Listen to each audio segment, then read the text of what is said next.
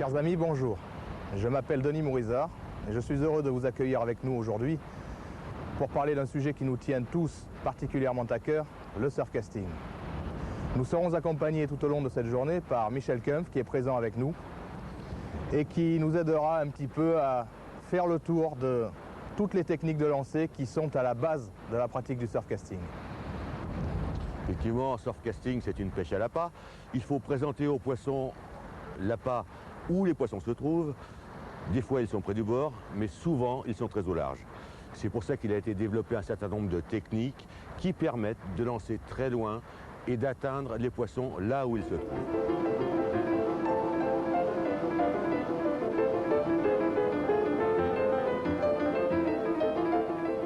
Effectivement, on trouve plusieurs types de cannes sur le marché, des cannes les plus souples aux cannes les plus dures. Chacune de ces cannes va correspondre plus ou moins à un type de lancer. Les cannes les plus connues, que vous connaissez tous, sont les cannes traditionnelles, dont Michel va nous parler. Eh bien, effectivement, ce sont des cannes traditionnelles. Ce qui les différencie des cannes d'avant-hier, c'est le matériau. Maintenant, c'est du carbone, éventuellement avec du Kevlar à l'intérieur, éventuellement du boron. Mais ça n'est plus de fibre de verre. Et pour des questions de facilité de transport, elles sont en 3 brins. Il faut savoir qu'à l'heure actuelle, une canne en 3 brins est tout aussi solide qu'une canne en 2 brins que nous avions l'habitude d'utiliser dans le temps. Ce qui peut les caractériser, elle est souple. Elle est souple du talon au brin intermédiaire et au sion qui, lui, regardez ce qu'on peut en faire.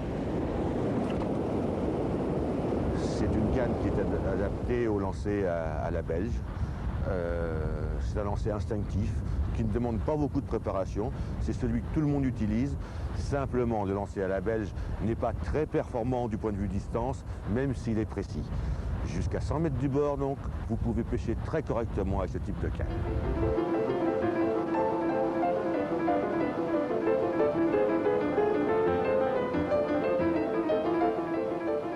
Dès lors que vous voulez atteindre de grandes distances, c'est-à-dire dépasser les 100 mètres, vous serez, quoi qu'il arrive, obligé de passer sur une canne d'une action différente, qui sont les cannes à répartition. On a un petit peu le même principe que les cannes précédentes, dans la mesure où le talon est plus raide que la partie intermédiaire et que le sillon, mais on s'aperçoit ici que le talon, lui, ne bouge pas. Vraiment très dur.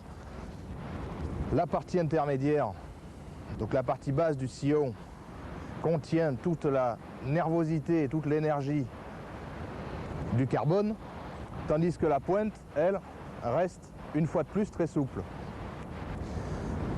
Cette différence va se traduire au niveau du lancer par une meilleure réactivité de la canne, une meilleure restitution de la vitesse et de la puissance. C'est-à-dire que votre canne ne va pas travailler dans son intégralité, elle va plier en gros sur l'ensemble du sillon, mais la rigidité du talon vous donnera toujours la possibilité d'accélérer le plomb et de charger un maximum de puissance dans la canne.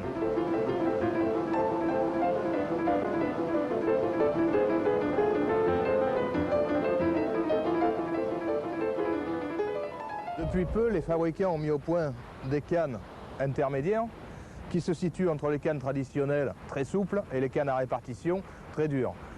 Ce qu'on reprochait un petit peu aux cannes à répartition, c'est que leur longueur était trop faible, je dirais, pour la plupart des conditions de pêche françaises, car elles ne dépassent pas les 4 mètres. Ce nouveau type de canne mesure 4,20 m ou 4,50 m et possède une action qui se situe disons, comparativement à une canne à répartition qu'à une canne classique. On a un talon très rigide, comme le montre ici Michel. Le talon est bien rigide. Le brin intermédiaire, on le retrouve un petit peu comme sur l'ancienne, c'est probablement celui-là où il y a la puissance à l'intérieur. Et la partie terminale, c'est-à-dire le sion, qui va complètement, indicateur de touche. Mais la partie forte, la partie de lancer de la canne se situe bien au milieu.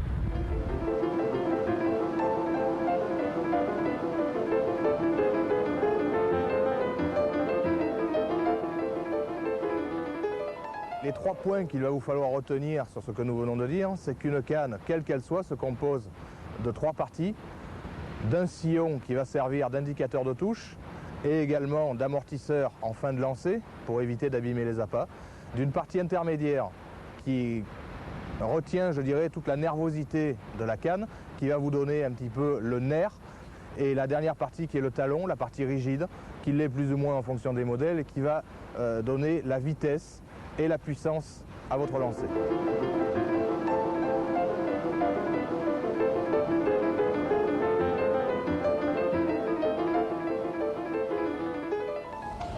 Quelles sont ses caractéristiques? Regardez, lorsque l'on tourne, c'est en fait le galet de récupération qui tourne autour de la bobine et qui va ranger le fil.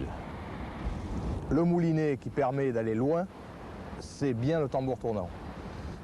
Quelle différence il a par rapport au tambour fixe? D'une part, il est beaucoup plus petit. D'autre part, à l'inverse du tambour fixe, dont la bobine ne bouge pas, on se rend compte ici qu'en tournant la manivelle, la bobine du tambour tournant tourne également. C'est ce qui va impliquer au niveau du lancer la perte totale de frottement qu'on va rencontrer sur un tambour fixe. Le principe de fonctionnement en est très simple. Il suffit de tenir la bobine fermement avec le pouce, de débrayer la bobine, c'est-à-dire un petit peu comme un embrayage de voiture, de libérer l'emprise de la manivelle en appuyant sur ce bouton.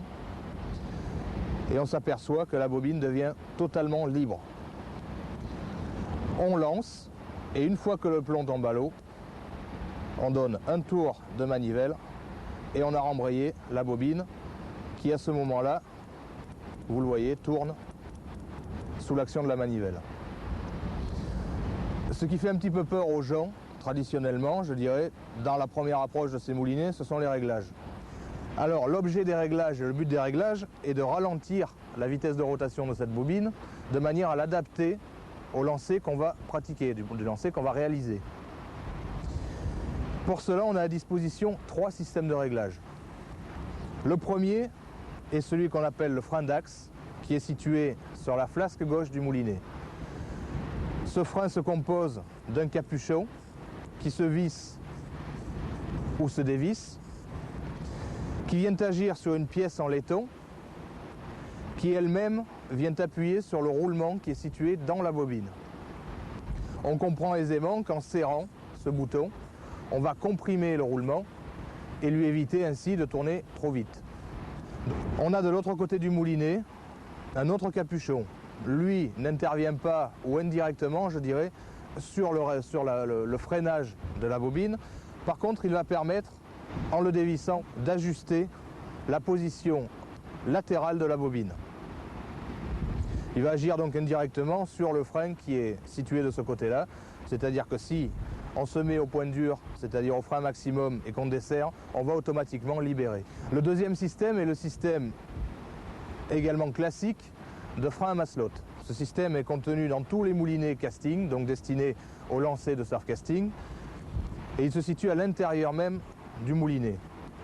Pour y accéder, il suffit de dévisser les 3 vis que nous avons sur la flasque, comme ceci, et d'ouvrir le moulinet. On s'aperçoit ici que l'axe sort avec la flasque complète et on découvre une pièce métallique qui fait le tour de l'axe de la bobine et qui possède 2 petits ergots sur lesquels viennent se positionner des masselottes. Ces masselottes sont des pièces en plastique de section ronde, tubulaires, qui vont tourner et se déplacer latéralement. Ces masselottes vont frotter sur la corolle métallique, sur le disque métallique, en modifiant la taille des masselottes. On en trouve généralement dans les moulinets livrés d'origine de diverses tailles. En faisant varier la taille de ces masselottes, on va augmenter la pression exercée sur cette corolle et ainsi augmenter le frein qu'on va avoir sur la bobine. Le troisième système, qui est aujourd'hui le plus perfectionné, est un système à aimantation ou système magnétique. Il se compose d'une rondelle en plastique sur laquelle se positionnent 1, 2, 3, 4, voire 5 aimants qui vont aimanter le roulement qui est situé dans la bobine. On voit ici qu'en jouant sur la platine, on va avancer celle-ci ou la faire reculer de l'aimant. Il est conseillé avant de partir à la pêche, déjà en fonction des conditions que vous allez rencontrer ou en fonction de votre niveau, de placer à l'avance les maslottes dans votre moulinet. Ceci vous évitera en cours de pêche d'être obligé d'ouvrir le moulinet pour intervenir dessus. Personnellement, je conseille à tous les gens qui débutent de ne pas griller les étapes. Le problème, une perruque vient toujours d'un problème de réglage. Quoi qu'on dise, elle ne vient pas du moulinet, elle vient du réglage qu'on lui a appliqué. Denis Mourizard ne recule devant aucun sacrifice, démonstration de ce qu'il ne faut pas faire. Celle-là, tu l'as volée, tu l'as eue. Si votre moulinet à l'avance est bien réglé, c'est-à-dire réglé raisonnablement avec des grosses maslottes et avec surtout ici à ce niveau-là un frein, je dirais minimum de 6, vous n'aurez aucun problème. Même si votre gestuelle n'est pas parfaite, votre moulinet réagira correctement. Au fur et à mesure de votre évolution, vous pourrez vous permettre de diminuer la taille des maslottes, de diminuer le frein latéral et de diminuer le frein magnétique. La dernière chose que nous pouvons voir, concerne en fait le positionnement, merci Michel, et la fixation du moulinet sur le talon de la canne.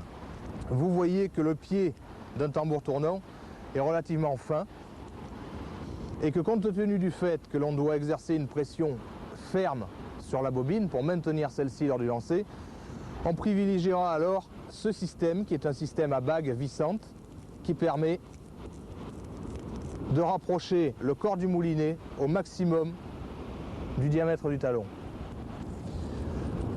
Le positionnement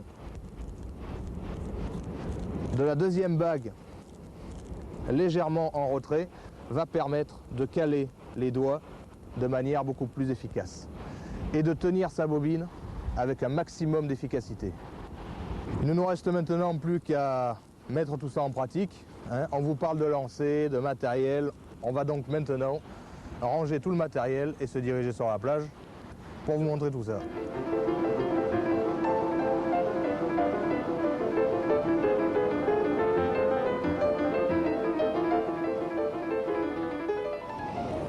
Là, on va emboîter l'élément du bas.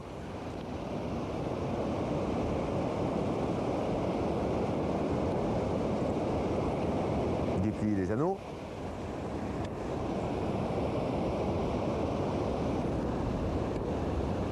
Et emboîter l'élément du haut. Il ne reste plus qu'à vérifier s'ils sont tous bien alignés. Voilà, ils sont bien dans l'axe, c'est impeccable. Impeccable.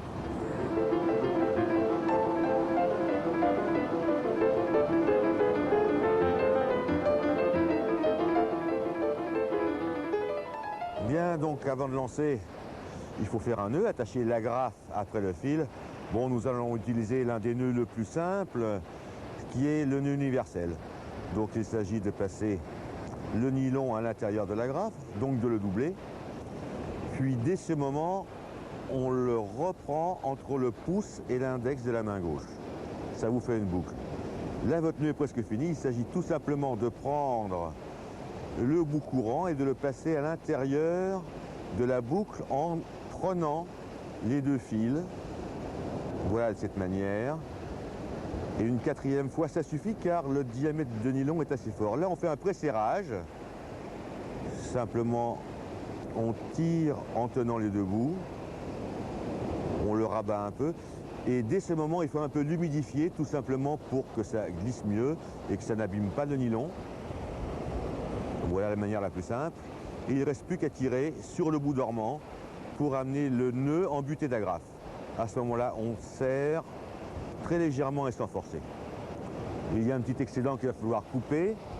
Le coupe-ongle est la chose la plus appropriée pour faire cela. Voilà, on peut laisser un petit centimètre, ça n'est pas gênant du tout. Voilà, le nœud est terminé.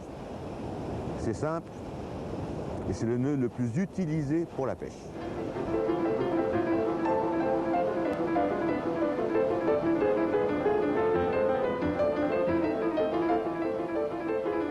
En tout premier lieu, il faut savoir que le lancer par-dessus la tête ou le lancer à la belge est un lancer très simple à réaliser.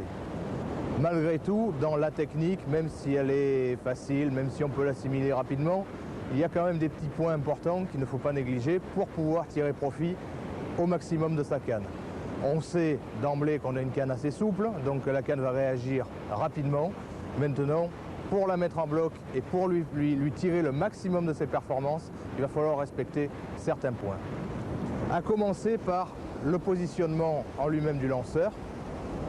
Vous remarquerez qu'au sol, j'ai tracé une ligne fuyante qui va symboliser la direction de mon objectif de lancer et je vais me positionner sur cette ligne. Au cours de mon lancer, que ce soit pour le lancer plan posé, que ce soit pour le lancer pendulaire ou pour celui que nous allons réaliser maintenant, nous aurons toujours ce que l'on appelle un transfert de poids. Qu'est-ce que ça veut dire? Le transfert de poids est en fait le passage du poids du corps de la jambe d'appui initiale, qui dans mon cas va être la jambe droite, vers la jambe de réception qui sera la jambe gauche. Ce transfert de poids va nous permettre de comprimer la canne, donc d'aller chercher la puissance maximale en bas de talon, afin de prendre le maximum de puissance au niveau du lancer. Ensuite, une fois que mon pied est positionné, je vais regarder la hauteur de ma bannière. Alors, la hauteur de ma bannière, elle doit être comprise entre la moitié de la canne et le tiers supérieur. Donc ici, je vois que je suis un petit peu trop long. Je vais donc donner un tour de manivelle supplémentaire pour la raccourcir. À partir de ce moment-là, une fois que mon fil est pris dans mon doigt, il ne me reste plus qu'à positionner ma canne. Alors le positionnement est relativement simple. Tout le lancer va s'effectuer sur un plan vertical. Il n'y aura aucune rotation du buste. Donc on va positionner la canne au-dessus de l'épaule droite ou de l'épaule gauche pour les gauchers. Le plomb en suspension juste sous la pointe de la canne. La position des bras étant très importante, vous allez mettre le bras gauche qui va enserrer le bas de la canne fermement, je précise, tendu devant vous, le bras droit légèrement fléchi et le moulinet orienté vers le haut. À partir de là, je suis prêt à lancer. Qu'est-ce que je vais faire? Je vais envoyer le bras gauche devant, je vais comprimer ma canne et je vais faire basculer le poids de mon corps sur ma jambe de réception. Il va me suffire d'armer la canne et d'accélérer mon plomb. Cette accélération se fait, comme vous l'avez vu, par une vive traction du bras gauche et par une forte poussée du bras droit. Vous aurez peut-être noté également la direction de mon regard. J'ai effectivement regardé en haut pour envoyer mon plomb en hauteur et lui donner une courbe maximum, une courbe efficace pour atteindre la meilleure distance. Bien là, je crois que nous avons vu un lancer très simple. Ce que nous avons pu remarquer, c'est une excellente direction qui a pris le plomb juste en face du lanceur, en plein dans la ligne que nous avions tracée sur le sol. Comme on commence à lancer un petit peu fort, on met ce qu'on appelle un doigtier qui va servir à me protéger le doigt pour éviter de me couper.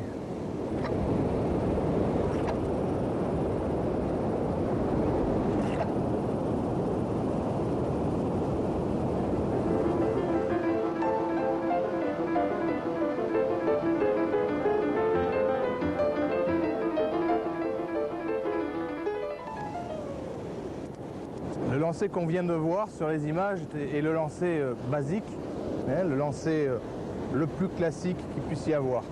Maintenant, on peut essayer de dévier un petit peu en apportant deux choses. D'une part, un léger balancé du plomb sur l'arrière et d'autre part, en essayant de faire passer la canne sur le côté, plus latéralement. Ceci va permettre d'augmenter la durée, en fait la durée qui est très courte, mais d'augmenter la durée de travail de la canne. ce qui va nous permettre d'aller chercher encore plus de puissance que par-dessus. Décaler la canne sur le côté pour obtenir un gain de puissance supplémentaire lors du lancer.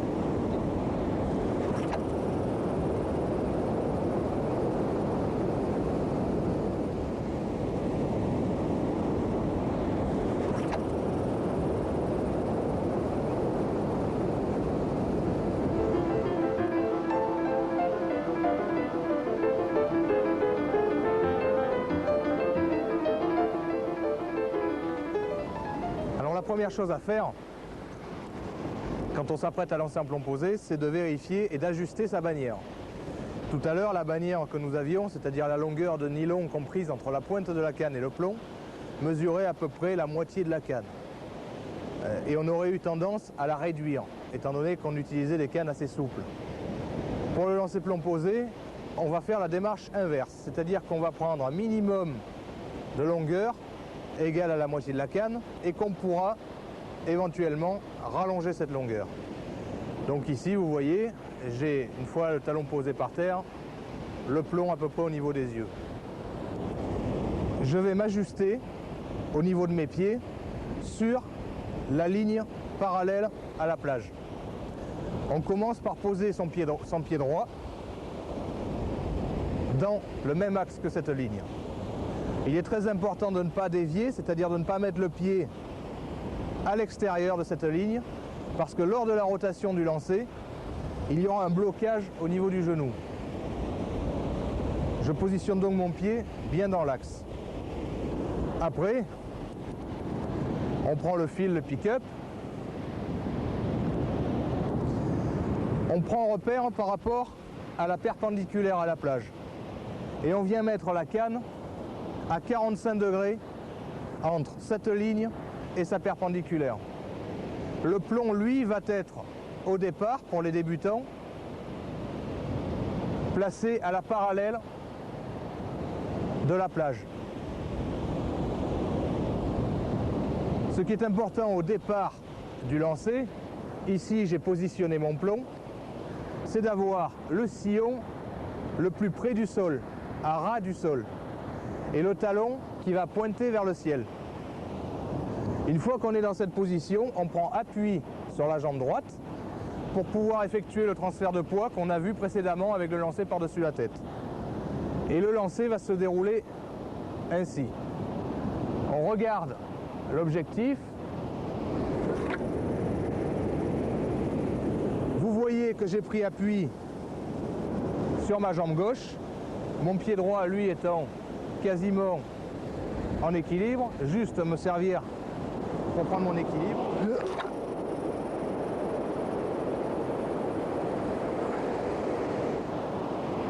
Il est très important de regarder en haut. Pourquoi? Parce que la hauteur de votre regard va conditionner le placement des épaules. Si vous regardez trop bas dans votre lancer, vous aurez toujours tendance à ramener les épaules sur le même plan que votre regard et votre plomb va automatiquement monter moins haut et tomber plus vite. Donc, ira moins loin. A l'inverse, si vous regardez en l'air, vos épaules vont monter et votre plomb prendra la bonne courbe, c'est-à-dire à peu près 45 degrés. La bannière parallèle à la plage, la canne à 45 degrés, le sillon bas, les bras tendus, le regard en l'air, rotation, blocage. Tout lanceur qui va, quel qu'il soit, que l'on parle d'un pêcheur ou d'un compétiteur de lancer, vouloir à tout prix mettre de la force musculaire et de la violence dans le lancer aboutit toujours à un flop. La technique, ce n'est pas de la puissance, ce n'est pas de la violence, c'est une recherche de vitesse, une recherche de puissance au travers d'une gestuelle parfaite, technique et bien pratiquée, bien réalisée.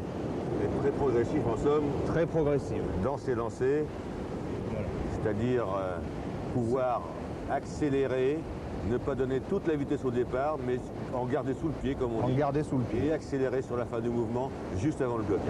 Ce qu'il vous faut garder à l'esprit, c'est que tant que vous travaillerez avec des moulinets à tambour fixe et des cannes classiques, tout ce que vous risquez, c'est de vous faire un petit peu mal au dos. À partir du moment où vous allez choisir de lancer avec un tambour tournant, pour gagner de la distance, le moulinet, lui, vous pardonnera difficilement les erreurs. Surtout ce type d'erreur. Donc, avec votre tambour fixe, travaillez lentement progressivement et intelligemment. Vous verrez que par la suite, après, le tambour tournant va tout seul. Si tu veux, et pour vous, on va réaliser un lancer plomb posé avec un tambour tournant et une canne à répartition. Pour bien faire la différence.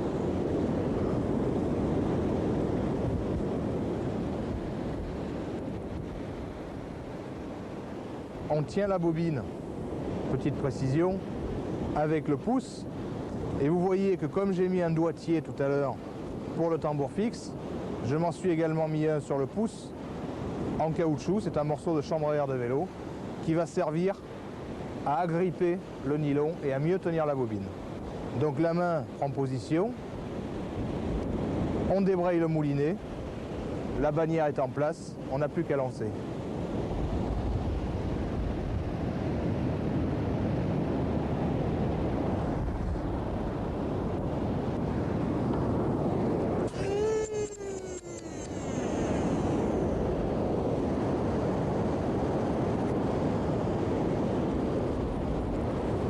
En fin de lancer, il y a souvent quelques spires qui se dégagent.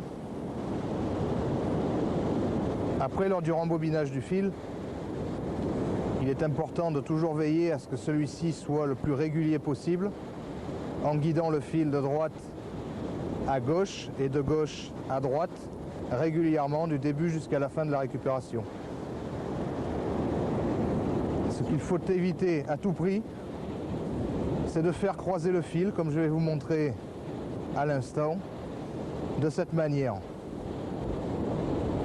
Ceci est mauvais dans la mesure où les spires du moulinet sont toujours en vol lors du lancer. S'il y a croisement de fils, ça va occasionner ou générer une perruque. Nouvelle démonstration, la perruque, nous voilà. Cette action vient avec l'habitude, hein. À force de manipuler, on finit par rembobiner sans regarder sa bobine.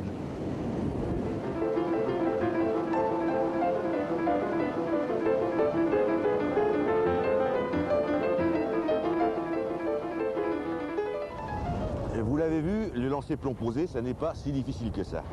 Mais il faut bien vous entraîner à cette technique avant de passer au lancer le plus performant qui existe, c'est-à-dire le lancer pendulaire. Dis-nous, Denis, qu'est-ce que c'est un lancer pendulaire ? Alors, le lancer pendulaire, c'est un lancer qui se passe, je dirais, complètement en l'air, hein. On maîtrise et on domine le plomb au niveau aérien, c'est-à-dire que jamais il ne touchera le sol, ce qui est le cas du plomb posé, et il va nous permettre d'augmenter de manière considérable l'angle formé entre le point de départ du plomb et le point d'arrivée. Donc on pourra compresser les cannes d'une manière beaucoup plus importante et acquérir de la vitesse et travailler toujours avec de la vitesse. Alors, les différences, je dirais, majeures qui existent entre le posé et le pendulaire, il n'y en a pas tant que ça. Une fois que vous avez maîtrisé le plomb posé, vous apercevrez dans la gestuelle que la moitié du pendulaire, je dirais, est strictement identique. Que ce soit au niveau du positionnement ou au niveau de la phase finale, qui est l'accélération et le blocage, vous aurez les mêmes paramètres et vous aurez les mêmes sensations. Là où ça va différer, c'est au niveau de la préparation du lancer. Sur un plomb posé, on se contentait de poser le plomb au sol et d'ajuster la position de sa canne. Là, on va, si vous voulez, rendre le plomb mobile et faire bouger le plomb sur un mouvement de pendule, sur une trajectoire aérienne. Alors c'est là que je dirais se situe un petit peu le travail, le gros du travail du lancer pendulaire et l'essentiel de la maîtrise. Une fois que vous aurez acquis les bases du plomb posé, vous verrez que vous arriverez très vite à ressentir vos premières sensations en lancer pendulaire. Alors ce que je vous propose, c'est qu'on regarde d'une part, premièrement, un premier lancer pendulaire, afin que vous vous fassiez une idée générale de la gestuelle, et puis après nous reviendrons en détail sur chacun des points essentiels de la technique. Parfait.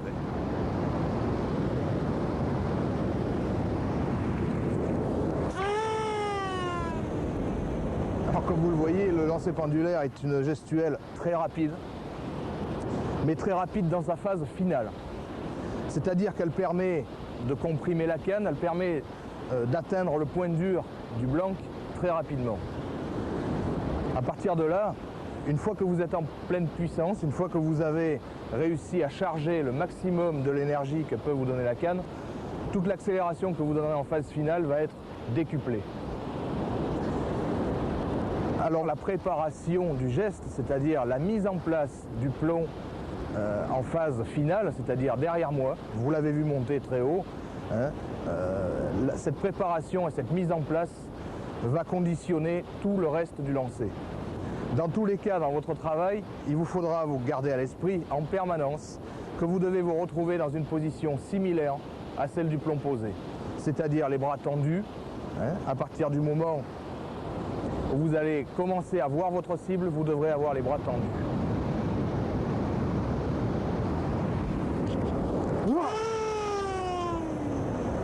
Ce balancé, ce qu'on appelle le mouvement de pendule, qui a donné son nom à la technique, se réalise uniquement avec les bras.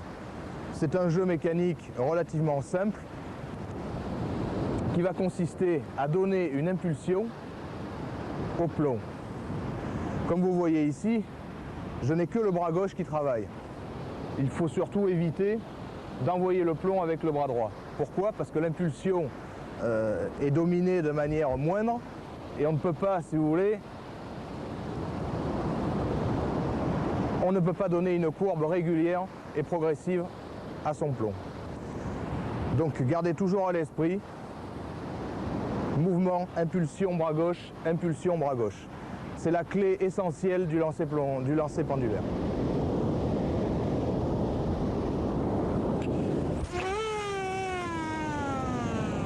Vous allez voir dans le pendule que je vais réaliser devant vous que la balle va accélérer, ralentir pour se mettre en stabilisation en phase avant, et puis elle va reprendre une accélération toujours en gardant sa courbe pendulaire pour remonter derrière moi.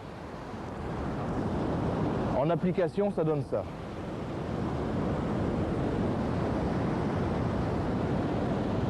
De la même manière, dans la phase arrière de la montée du plomb, celui-ci va se stabiliser. Et vous verrez que c'est un enchaînement, c'est à partir de ce moment-là qu'on va enchaîner la rotation pour finir sur la gestuelle du plomb posé.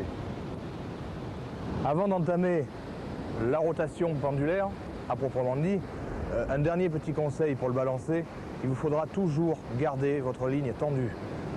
Le plomb ne doit jamais se détendre, la ligne, pardon, ne doit jamais se détendre et vous devez toujours garder le plomb en contact avec votre canne.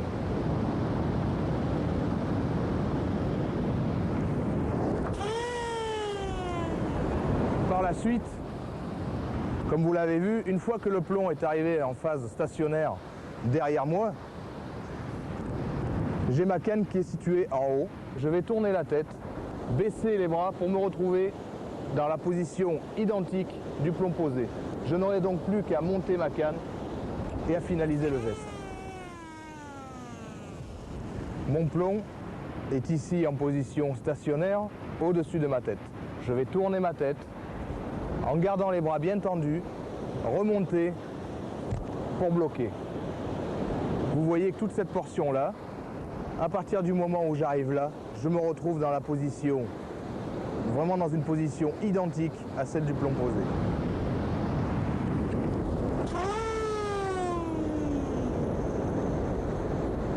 L'important est de ne pas aller trop vite dans la phase initiale du lancer, dans la phase initiale de la rotation.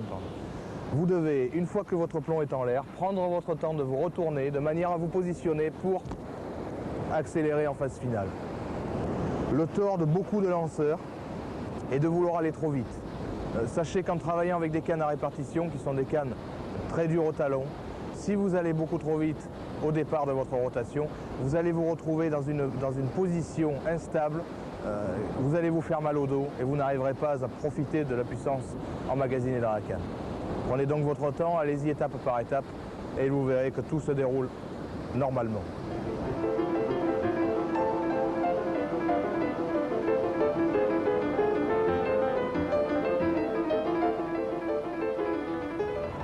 Bien, maintenant vous savez tout ou presque sur le pendulaire. Avec de l'entraînement, vous allez arriver aux alentours des 200 mètres. Simplement, Denis, un petit conseil avant de nous quitter. Oui, un dernier petit conseil pour vous permettre de faire la charnière entre le lancer plomb posé et le pendulaire. Nous avons vu un lancer très aérien avec un plomb qui montait très haut. Rien ne vous empêche de faire descendre votre plomb et de ne le monter qu'à 1,50 m ou 2 du sol pour vous permettre de garder un contact plus simple et plus facile au départ. Peu à peu, vous pourrez le faire monter bien au-dessus. Voilà, donc ne cherchez pas à brûler les étapes. Prenez votre temps, entraînez-vous et puis rendez-vous pour une prochaine cassette sur la pêche, ici même je pense. Maintenant, à bientôt. Au revoir.